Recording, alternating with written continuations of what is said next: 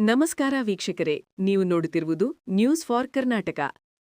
ರೈತರೇ, ದಾಳಿಂಬೆ ಕೃಷಿ ಭಾರತ ದೇಶದಲ್ಲಿ ಅತ್ಯಧಿಕ ಲಾಭ ನೀಡುವ ವಾಣಿಜ್ಯ ಬೆಳೆಯಾಗಿ ಹೊರಹೊಮ್ಮುತ್ತಿದೆ.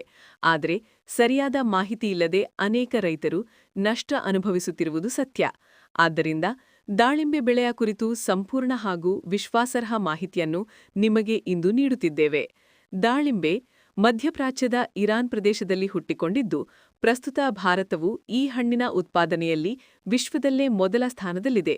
ಭಾರತದಲ್ಲಿ ಮಹಾರಾಷ್ಟ್ರ, ಕರ್ನಾಟಕ, ಗುಜರಾತ್, ಆಂಧ್ರಪ್ರದೇಶ, ಮಧ್ಯಪ್ರದೇಶ, ತಮಿಳುನಾಡು ಮತ್ತು ರಾಜಸ್ಥಾನ ರಾಜ್ಯಗಳು ದಾಳಿಂಬೆ ಬೆಳೆಯ ಪ್ರಮುಖ ಕೇಂದ್ರಗಳಾಗಿವೆ. ವಿಶೇಷವಾಗಿ ಮಹಾರಾಷ್ಟ್ರವು 90,000 ಹೆಕ್ಟೇರ್ಗಳಲ್ಲಿ ದಾಳಿಂಬೆ ಬೆಳೆಯುತ್ತಿದ್ದರೆ, ಒಟ್ಟು ಉತ್ಪಾದನೆಯ 84% ಹೊಂದಿದೆ. ದಾಳಿಂಬೆ ಬೆಳೆಗೆ ಬೇಕಾದ ಹವಾಮಾನ.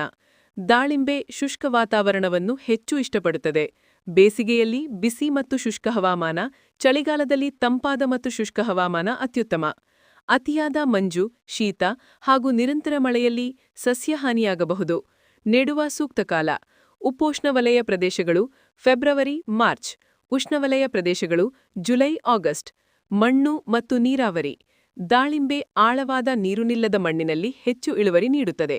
ತೇವಾಂಶ ಅಧಿಕವಾದರೆ ಹಣ್ಣು ಬಿರುಕು ಬರುವ ಅಪಾಯ ಹೆಚ್ಚಾಗುತ್ತದೆ. ಹನಿ ನೀರಾವರಿ ಅಥವಾ ಡ್ರಿಪ್ ಇರಿಗೇಷನ್ ಬಳಸಿದರೆ ನೀರು 44% ಉಳಿತಾಯವಾಗುತ್ತದೆ. ಇಳುವರಿ 30-35% ಹೆಚ್ಚಾಗುತ್ತದೆ. 1 ಎಕರೆಗೆ ಸರಾಸರಿ ಗಿಡಗಳ ಸಂಖ್ಯೆ 200-250. ಒಟ್ಟು ಉತ್ಪಾದನೆ 3ನೇ ವರ್ಷದಿಂದ 8-10 ಟನ್ ವರ್ಷಕ್ಕೆ. ದಾಳಿಂಬೆ ಮಾರುಕಟ್ಟೆ ಬೆಲೆ 80-120 ರೂಪಾಯಿ ಪ್ರತಿ ಕೆಜಿ, ಸರಾಸರಿ 100 ರೂಪಾಯಿ. ವಾರ್ಷಿಕ ಒಟ್ಟು ಆದಾಯದ ಲೆಕ್ಕಾಚಾರ: 10,000 ಕೆಜಿ ಇಂಟು 100 ರೂಪಾಯಿ ಮತ್ತು 10 ಲಕ್ಷ ರೂಪಾಯಿ ಆದಾಯ. ಖರ್ಚು ಕಡಿತ ಮಾಡಿದ ಮೇಲಿನ ಶುದ್ಧ ಲಾಭ: ಸಾವಯವ ಗೊಬ್ಬರ, ರಾಸಾಯನಿಕ, ನೀರಾವರಿ, ಕಾರ್ಮಿಕ ವೆಚ್ಚ ಸುಮಾರು 3-3.5 ಲಕ್ಷ ರೂಪಾಯಿ. ರೈತರ ಶುದ್ಧ ಲಾಭ 6.5 ಲಕ್ಷದಿಂದ 7 ಲಕ್ಷ ರೂಪಾಯಿ ಪ್ರತಿ ವರ್ಷ ಪ್ರತಿ ಎಕರೆಗೆ.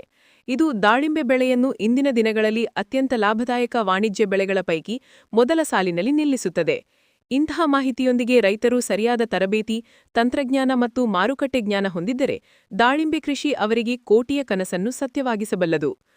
ಈ ಮಾಹಿತಿ ನಿಮಗೆ ಉಪಯುಕ್ತವಾಗಿದೆ ಎಂದು ಅನಿಸಿದರೆ ವಿಡಿಯೋಗೆ ಲೈಕ್ ಮಾಡಿ ಹಾಗೂ ನಿಮ್ಮ ಅಭಿಪ್ರಾಯವನ್ನು ಕಮೆಂಟ್ನಲ್ಲಿ ತಿಳಿಸಿ. ಹೆಚ್ಚಿನ ಕೃಷಿ, ಸರಕಾರಿ ಯೋಜನೆ ಹಾಗೂ ಆರ್ಥಿಕ ಮಾಹಿತಿಗಾಗಿ ನ್ಯೂಸ್ ಫಾರ್ ಕರ್ನಾಟಕ ಚಾನೆಲ್ಗೆ ಸಬ್ಸ್ಕ್ರೈಬ್ ಮಾಡಿ. ಧನ್ಯವಾದಗಳು.